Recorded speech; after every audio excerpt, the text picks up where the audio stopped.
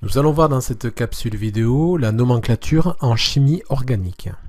Tout d'abord, comment nommer un alcane linéaire? C'est la base de la nomenclature en chimie organique. Lorsqu'il y a un atome de carbone, on parlera de méthane, 2 atomes de carbone d'éthane, 3 atomes de carbone propane, et ainsi de suite. Un alcane est donc un hydrocarbure composé de carbone et d'hydrogène. À chaque fois que l'on rajoute un carbone, on change de nom, de molécule, donc d'alcane. Cette base de nomenclature est utile pour l'ensemble de la chimie organique. Un groupement alkyle est un alcane auquel on a supprimé un hydrogène. Le méthyle, l'éthyle, le propyle et le butyle sont issus du méthane, de l'éthane, du propane et du butane auquel on a enlevé à chaque fois un hydrogène. Ces groupements alkyles, nous les retrouverons dans la nomenclature un peu plus tard. Comment nommer un alcane ramifié?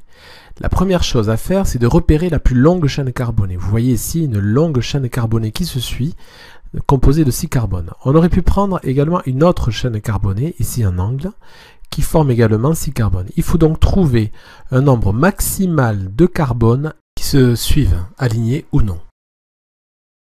Que l'on prenne la ligne droite ou la ligne courbe, le nom sera rigoureusement le même. On a donc ici 6 atomes de carbone. On est donc sur une base d'hexane. À côté de cet hexane, il y a 3 groupements qui n'ont pas été comptabilisés. Ce sont des alkyles, on reconnaît les méthyles et l'éthyle. Maintenant, pour nommer définitivement la molécule, il faut introduire une numérotation. On a 2 sens possibles, soit de la droite vers la gauche, et on repère le numéro porté par chaque groupement alkyle.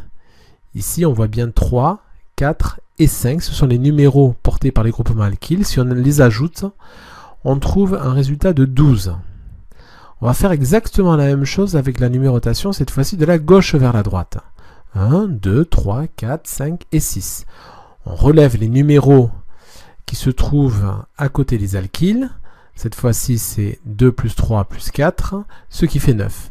Eh bien, on prendra le sens qui donne la plus faible numérotation. Ici, c'est de la gauche vers la droite qui donne la plus faible numérotation, c'est-à-dire 9. On conserve donc ce sens de numérotation. Et ensuite, on indique chaque groupement alkyle précédé du numéro auquel il appartient. Ici donc, l'éthyle est porté par le carbone numéro 4. On écrira donc 4-éthyle. On met un tiret entre un chiffre et une lettre. 4-éthyle, puis ensuite viennent les 2 groupements méthyle. Puisqu'il y en a 2, on évoquera le diméthyle. Et puisqu'ils sont portés par les chiffres numéro 2 et 3, on mettra donc tiret 2,3 diméthyle.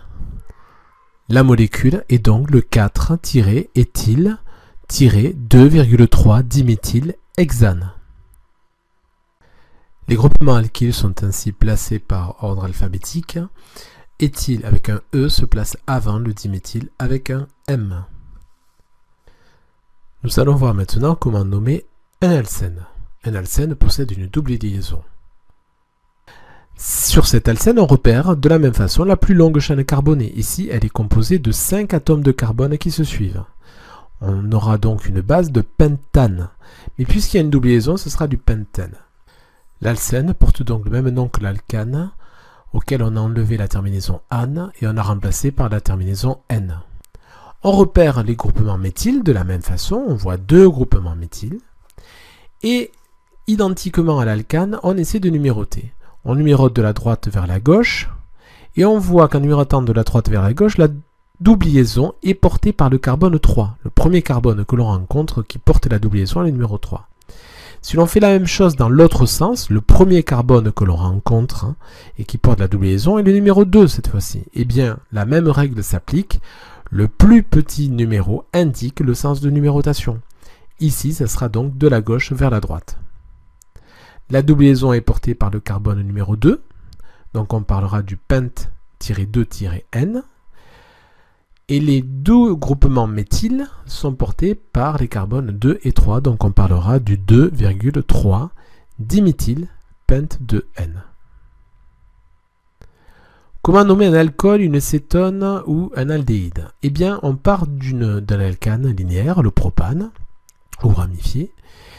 Ce propane peut prendre plusieurs fonctions. Ici, on a une fonction cétone définie par le groupement C-O qu'on appelle aussi carbonyle. Ce groupement-là caractérise l'acétone. Comment nomme-t-on une cétone? On enlève le E final que l'on remplace par -one. Ici, il s'agira de la propanone. Comme le groupement est porté par le carbone 2, 1, 2 et 3, on parlera de la propane 2-one. Toutes les cétones ont leur nom qui se termine par -one. On fait la même chose pour l'aldéhyde. On part du propane, on regarde la fonction. La fonction aldéhyde, c'est COH. La fonction carbonyle est cette fois-ci à l'extrémité.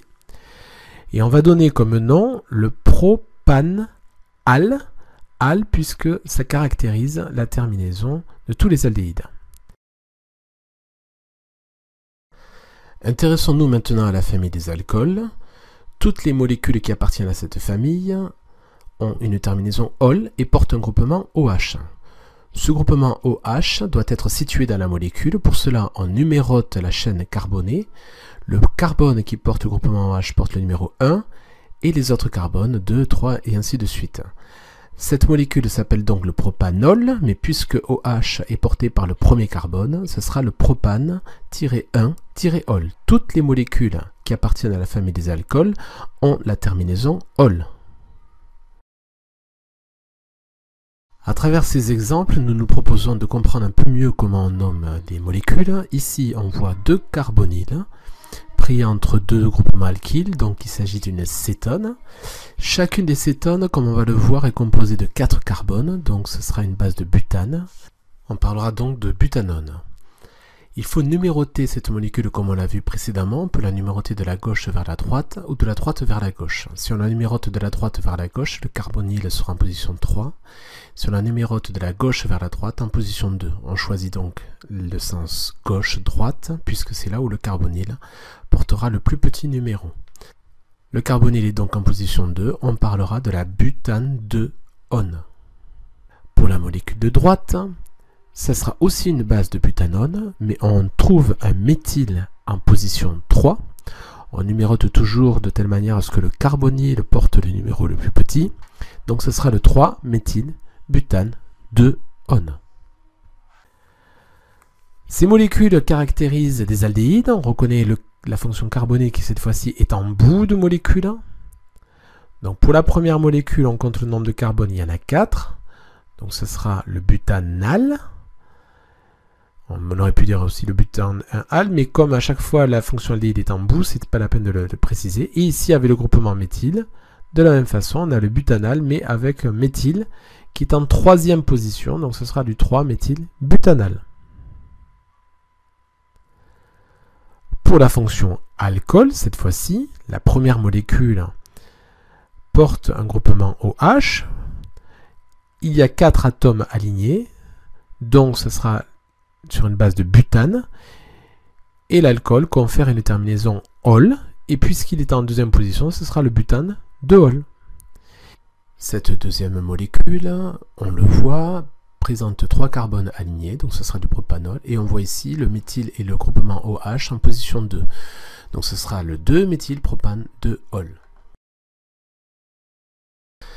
Voyons maintenant comment on nomme les acides carboxyliques. Cet acide carboxylique possède 4 atomes de carbone alignés, donc ce sera une base de butane. Et pour les acides carboxyliques, on les appelle les acides butanoïques.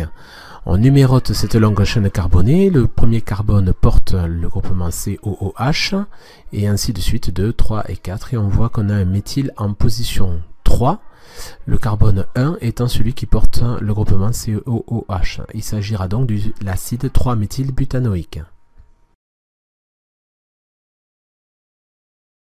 Voyons maintenant comment nommer les esters. Les esters admettent que pour groupement COO comme les acides carboxyliques, mais il y a des alkyles de part et d'autre de ce groupement.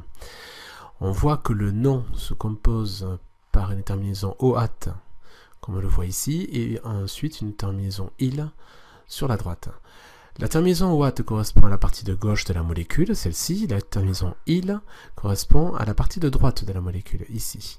Dans la partie de gauche, on voit qu'il y a 4 atomes de carbone alignés, donc ce sera une base de butane, on parlera de butanoate. Et dans la partie de droite, on voit qu'il y a 3 atomes de carbone alignés, base de propane, donc ce sera du propyle. On va ensuite numéroter ces groupements pour rajouter les groupements alkyles qui s'y trouvent, ici le méthyle. Ce sera le 3-méthyle, puisque le carbone 1, c'est celui-ci, celui qui est lié au groupement C-OO. Donc ce sera 3-méthylbutanoate. Et à droite, le méthyle est lié au carbone numéro 1 qui est rattaché au groupement. Donc ce sera le 3-méthylbutanoate de 1-méthylpropyle.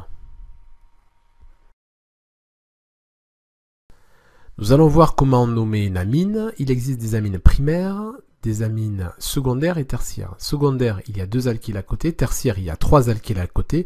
Et primaire, il n'y a qu'un seul alkyle. Pour nommer une amine primaire, il suffit d'identifier la plus longue chaîne carbonée. On voit qu'il y a ici 3 carbones. Donc dans la première molécule, on parlera du propanamine. Et puisqu'il y a un méthyle en deuxième position, on parlera du 2-méthylpropanamine. Pour nommer les amines secondaires, on prend en considération l'alkyle le plus grand, ici l'éthyle. Et on donne le nom principal de l'amine, éthanamine. Ensuite, on regarde le méthyle qui se trouve ici à droite, relié à l'azote. Et le nom prend la forme suivante. Ce sera une lettre N, suivie du groupement le plus petit, ici méthyle, et enfin suivi de éthanamine. Ce sera donc le N-méthyléthanamine. Pour les amines tertiaires, on voit ici cette amine tertiaire est constituée de 2 méthyles et d'un éthyle. L'alkyle le plus long donnera le nom principal à la molécule, donc ce sera éthanamine, et les 2 méthyles seront associés au nom de la manière suivante, N,N, diméthyléthanamine. Pour les familles d'amides, de la même façon, on regarde la plus longue chaîne carbonée, ici constituée de 2 carbones, donc éthane, et on rajoute l'amide à la fin du nom lorsque le groupement C-O NH2 apparaît dans la molécule.